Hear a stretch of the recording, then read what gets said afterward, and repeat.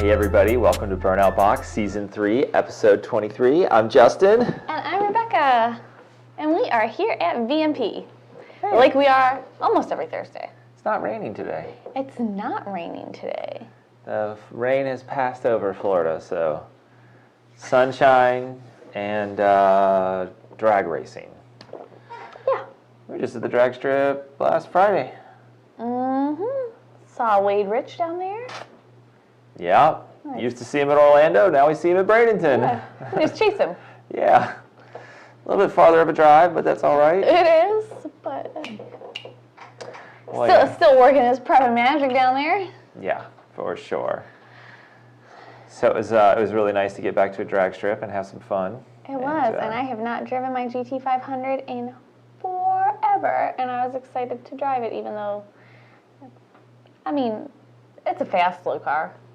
Slow, fast car? Yeah. I don't know what you want to call it. It's detuned to about 800 rear wheel horsepower to run very conservatively on 93 octane through the Rocky Mountains next week.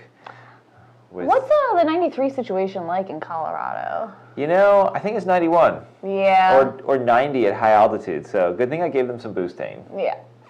I put that box of boostane in the trunk before they left. Yeah. And they, that we're talking about, are Cletus and Cooper.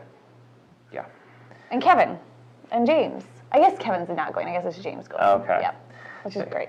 They're going on this crazy Rocky Mountain Race Week thing where they go to 6 different tracks and drive 1,200 miles. Yeah. Kind of like Drag Week. Awesome stuff. Yeah, in the mountains. Did you guys hear the Tuning Tuesday commentary on Cletus and Cooper and you guys and what Joe said and all that stuff? No. Oh, no. There was a question on, like, there was like a guy legitimately asking, are you Cooper's dad, right? Oh, so this is a legitimate question, is that Justin really might be Cooper's dad. So then Joe's answer was, we all got really silent for a second, and then Joe said, the DNA tester's still out. So I'm not Cooper's mom. Could you be Cooper's like stepmom or something? That's if you were his dad. Yes, that is how that would work, sweetheart. Yep. I haven't completely committed to Cooper really being my son, so it's a little confusing in my own mind sometimes. But it's a fun joke that we keep up, and you know, Rebecca and I have our own real kids, so I don't take it too far. But Yeah. Yep. We have 6 children. None of them are actually Cooper. I'm not old enough to be Cooper's real dad. And I'm clearly not old enough to be his mom. Clearly. So we got some commentary here. Yeah, Mustang Love says, hi, how are you? I'm good. How are you? Hey. Wade Rich heard us talking about him and says, hi, how's it going, guys? It is going well, Wade. It was good to see you. Yeah, it was nice to see you out there doing your thing at the track, Wade. Wayne Gardner is one of our Odin customers and says, shout out to Jesse for his time and patience for oddball questions with my Odin install. All done now. Time to dial it in with Joe. Thanks, guys. And Chuck for the sales side of things, of course. Can't forget about his customer service. Wayne, thank you. Those are really nice compliments, and we'll make sure that if they don't hear them on Burnout Box, that they get passed along. Jansen50 says, Rebecca, you could always drive Chucky. I've never driven Chucky at the track. There are reasons for this. Chucky is a 10-second car on spray, I think. So it's a little bit of a slow ride. Yeah. But it gets to the end. Yeah. But no, that would make a lot. I mean, that's fast. That's quick. Make a lot of people happy driving Chucky. Yeah. Mustang Love says, Cletus McFarlane, hell yeah, brother. Yep, that's the deal. Chad Dowd says, that Rocky Mountain Drag event is a great event, and I highly recommend it to anyone. Jansen50 says, ported 18 manifold versus ported Boss on a Nitrous S197. Which do you think would be best for distribution? Ooh. You know, I think distribution on larger nitrous shots above 150 when you start to get up to that 200 shot range is really, really important. I would like the Boss better, but also consider direct port because that's really the best way to have good nitrous and fuel distribution through a manifold. Yeah. Wade Rich says, miss you guys. We miss you too. Doing that prep magic. Larry T. Beach says, what's up, guys? Going to Carlisle this year. Yeah, Larry, we are. Are you? We were just talking about that, and you know, Larry's from around here, but we see him at Carlisle. We all have to go 1,000 miles to see each other. Kevin McKenna says, afternoon, kids. Good afternoon to you as well. Kevin just reminded me I had his data logs open until Windows did one of its famous, I'm just going to reboot your computer to update something. Mine did that too. Yeah. I was real irritated. So, Kevin has done something similar to Rocky Mountain Race Week with Drag Week. Drag Week, yeah. So he can attest to the amount of fun that is.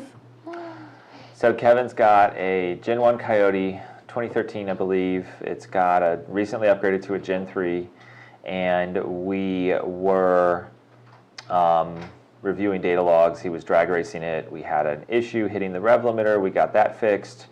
Now it launches too hard. Those are some pretty sweet 60 foots, Kevin, when it does hook and go. What's 60? Like a 1.4. Nice. Yeah, it's like a high 1.4. Yeah. But it often spins. So I mean, I'm going to take a little bit of timing out of the hit, Kevin, and look at the rest of the log and make sure it's all squared away. And then it's just going to be up to you to just keep racing it and keep running those numbers. Pavlov50 says, so I just tried putting a 69mm pulley on my VMP Gen 3 2017 Mustang GT, and there's literally no belt tension with the Gates Micro V 81.5-inch belt. What size belt should I buy to have belt tension with 69mm pulley? Sorry, I had to figure out what size belt that was real quick. I was just messing with belts today. So you're going to want an 806 belt. That's really what... Well, yeah. We ship them with an 815 belt because the Gen 3s and the Gen 3Rs require such a big pulley to keep boost down. But as soon as you go that small, you definitely need to switch over to a shorter belt. TAV says, why do you guys not have any supercharger kits for the GT350? Another current event topic. Yeah, yep. So Odin will bolt right up. I mean, any of our supercharger kits will bolt right up. GT350 has a hood clearance problem, and we have not really previously recommended supercharging the 350 because of hood clearance, because of crankshaft durability with that flat plane crank. If you want to go give it a try, our supercharger will bolt right up to that, and Odin sits so low that it will clear the hood. Yep.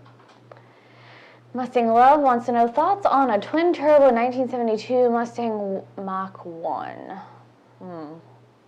Sounds awesome. Yeah. Do it. Janssen50, any experience with blow-by racing direct port nitrous plates they mount between the heads and manifold? Have you seen any of their stuff? Like their stuff in general, yes, but that specific, their direct port nitrous plates, no, I have not. It's always cool to see, like, I've seen some Boss manifolds they've plumbed with the hard lines and everything, and now currently they've got plate kits which will work with any manifold, so we do not have any first-hand experience, but I imagine that would work fine, and that'd be a good delivery point. Yeah, I mean, sounds like it would be good. Josh Hubble says, it's been a while, good to see you guys. Yeah, it has. I'm wondering if you'll be at Carlisle. Josh, tell us what you're working on these days. I think you sold your 2018 GT. Mm-hmm. Tyler Shadburn, hope you guys have a good Father's Day. I hope you do too, Joss. Thank you. Thank you. RG My Life. I don't even know if I got that right. Hey guys, just purchased a VMP Gen 3R kit last week. Any updates when you're getting your cores? Gen 3R kits are a couple weeks out.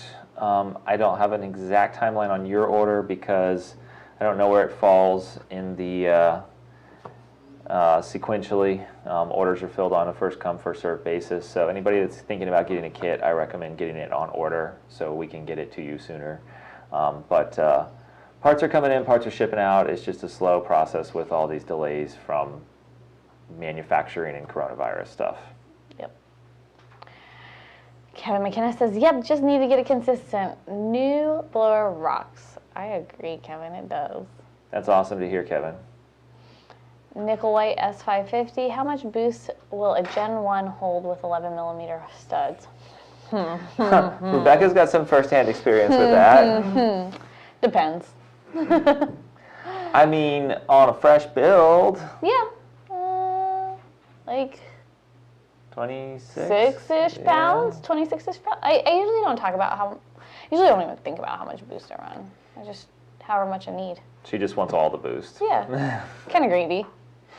But yeah, like 26-ish pounds. You know, with the blower stuff we do, you know, the times Rebecca runs, the power numbers her car makes, like, the 11 millimeter head stud's always in the back of our mind, but I can't say it's been like a hard limitation. My mom says hi from Hannah Park. Hi, Mom. Tell the boys hi, too, please. Hi, and Cindy. Dad. Boss Man 12 Boss. You guys comment yet on Mach 1 Mustang horsepower 480? I think it's kind of low. We were going to talk about that. We can talk about it. Yeah. They did one cool thing. I am interested to hear what your idea of one cool thing is, because I have one cool thing, too. Okay, so we're each going to do one cool thing on the new Mach 1. What if they're the same? I'm afraid they might be the same. We do think alike. Yeah, it could be the same. Oh, you go first. I think putting the Tremec 6-speed in it was cool. So it does not have an MT82. It's got a Tremec for the manual option. Yep. So that was previously only available in the GT350. Yeah, so your option is the Tremec or the A10. So we have a similar but different one cool thing. I think it's cool they made it available with an automatic, because that was like the original Mach 1. Like, that was the cool thing. It was the best motor Ford had. It was a lightweight, it was solid axle, and it came with an automatic if you wanted it.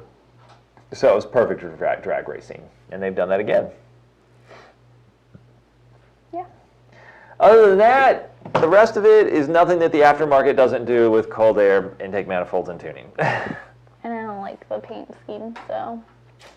No, not a fan. I just really like plain stuff, I think. It's Clean. not plain enough for me. Okay, so the nice way to say is clean. I say plain. You know, and that was like the 50th anniversary Mustang, the Bullet, now the Mach 1, like potentially getting too busy. Yeah. I mean, my 13 GT500, black with matte black stripes. I didn't really want to see them. Our GT350, no stripes. I'm just not a fan of a lot going on, I guess. And, like, I'm cool with anybody else being cool with that, but it's not my thing. John G. Will your Odin head unit ever be able to swap out with a Roush 2650? So the answer is the head unit, no. The whole kit, absolutely. Yeah.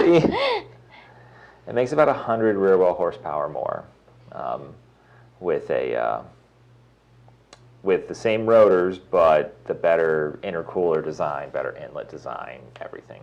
Yep. Bob Laveau wants to know, when is Carlisle? It is the weekend of July 31st, so the 31st, 1st, and 2nd. Nickel White S550 says fresh build. We were thinking 28 pounds. 28 pounds is a lot. It's a lot. Janssen 50 says, on a tune, can the knock sensor be desensitized around 2800 to 3200 RPM? Seems to have false knock on the hit. Not sure if my converter is causing this. So that's an interesting question. It's good to know, both what the problem is, in addition to your specific question about desensitizing the knock sensors, because I would do it a little bit differently. Knock sensors are like anything in the calibration. They have to be kind of controlled depending on the situation. You're not really likely to have knock at low RPM, especially damaging knock. So I would just prevent the knock sensor from pulling out timing down there and then let it do its thing above that. And it is possible for sudden spikes in load to cause, weird false knock. It can also be real knock. It's hard to say. It depends on where you are in the timing curve, what your fuel is. On a naturally aspirated vehicle, if you limit the ability for it to pull timing in that area, you just listen for audible knock as long as your exhaust isn't too loud, and then you know. Mustang Love, should I use an 88mm turbo or a 97mm turbo on my Mach 1? 97's a bigger number, so I'm going to say go with that one. So that was going to be my tongue-in-cheek answer too, and I was going to be nice and be like, hey, you just go for this, Justin, but again, we think too much alike. I mean, if you're doing like a Pro Mod Mach 1, you do like 2 turbos, but seriously, we need a lot more information than that. All I know is that this is a 72 Mach 1. Yeah, like... I don't know what engine's in it, I don't know what trans is in it, I don't know what you're doing with it. Give us more info. We can give you a little bit more information other than just fucking go with the biggest one ever. If you are going to... if you're going to use like a Coyote engine, I would talk to like Hellion Power Systems about a turbo kit and some recommendations and stuff. And they might even be able to do some level of customization for, a swap type vehicle. For fitment and stuff. Yeah. Sam Aldridge says the trimming transmission is the one cool thing for me. I'm with you. Topper Harley, why would someone trade torque for horsepower in the power band with going with headers? I've been debating it, but with dyno numbers, it's trading the usable power. Thoughts? I don't know what dyno numbers have been seen, but generally it's going to be part throttle torque loss because of the reduction in back pressure. And nobody really ever quantifies that. It's simply a feel type thing. So at wide open throttle, you should not lose anything. You should only gain. Jay Laurie, on a Forge Gen 1 Coyote with the Gen 2R, how do you prefer to tune? Comp stage 3 cams, phasers locked, limited, unmodified. We've got all the options there. Yeah, pick one. Really unmodified.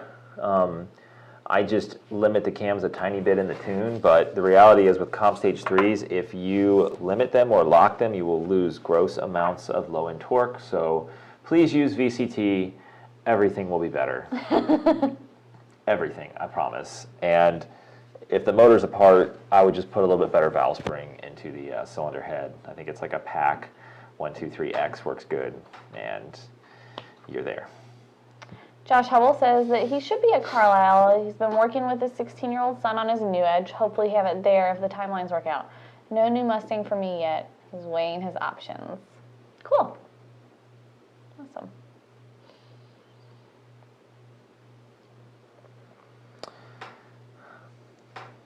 So I was just out in the shop. Everybody's probably seen well, not everybody, but some people have seen the Derek Brand video. And along the lines of our new no grind belt drive, I was working on an adjustable idler to go with that. And basically up close to the supercharger pulley, there's an idler that slides back and forth, and it can be adjusted to put a little more tension, a little more wrap around the belt, around the supercharger pulley, and get a little more tension on the belt. So that's just something I was working on out in the shop with a 3D printed part that I'm now going to go ahead and put into production. Very cool. It'll be exciting to get some more goodies out for that platform. Absolutely. There's a lot of them out there. Mike Moore says, hi, Justin and Rebecca. Thanks for designing Odin so well. That was an easier install than headers. Well, thank you. Yeah, that's a testament. Yeah. I mean, a lot. So, I think we've got to credit Magnuson, and then we did all the initial test fitting and all of the design tweaks based on installability.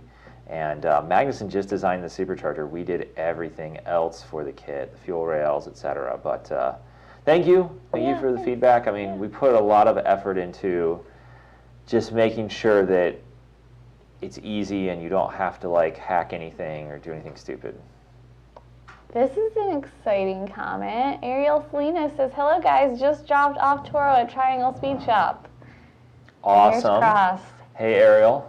Hey. Man, you know, I know coronavirus has got like everything on hold, you know, races that, of course, were canceled. We were at one of them together, but we have not been letting up on making new parts, and the new intake manifolds perform awesome, and there's lots of other good stuff in the pipeline that will benefit El Toro. Even some stuff later this year that will be really fucking awesome. Yeah. So Toro's going to get faster just like you want. Let's get that Toro 7. Yeah, we'll be there to support you with more and more parts and pieces. Jeff Scarlin, is there a point where you've seen E85 needing to be ditched in favor of race gas regardless of fuel system capacity? Been there, done that. Yeah. What usually happens is we stay on an ethanol-based fuel. Yeah. And then eventually end up going to another alcohol-based fuel. Yeah, and I mean, like, we go to like a race-grade ethanol. Really, I really like E1R from a tuning perspective. I think you like it because your car starts up easily. It starts nice, yeah. Yeah. You know, when you get... I'm not worried about it. Like, you know, I'm not worried about, oh, is this good E85 or not? No, it's good. Yeah, and the E1R starts up better at cold temperatures than the Ignite, and it seems to keep the engine safe at high boost levels on the track. Yeah, so I like it. And, you know, what I was getting at is if we were ever to go beyond that, it's the thing that I'm reluctant to do, which is going to methanol. Yeah. It's like the switch from gasoline to E85 is like a small step, and then E85 to methanol is like a big step in both the fuel system capacity and just like how corrosive methanol is and flammable and everything else. It's got a stoic point of like 3.5 to 4 to 1, so you're just literally piling fuel into the thing. Yeah, it's a consideration for the new car, one that I'm not really willing to consider yet. B. Mackins 94 says, has anyone bolted up an Odin supercharger to a GT350? Well. Yes, we have. It bolts right onto the cylinder heads. All that stuff is the same as a regular Gen 1 or Gen 2 Coyote. Yep. Well, we got another round of questions when I thought we were going dry. Yeah. So we're going to keep at what we're doing, and I know we've got a lot of people in the YouTube comments and stuff like that asking about Odin for California, Loki for California, and that is all in the pipeline. So yeah, we can keep doing what we need to do to make horsepower and keep all of our customers happy. Anything else? No. Well, it's 2 o'clock. We're going to put an end to this Burnout Box, and we will see you next time. Make sure you like, subscribe, and share. Thanks.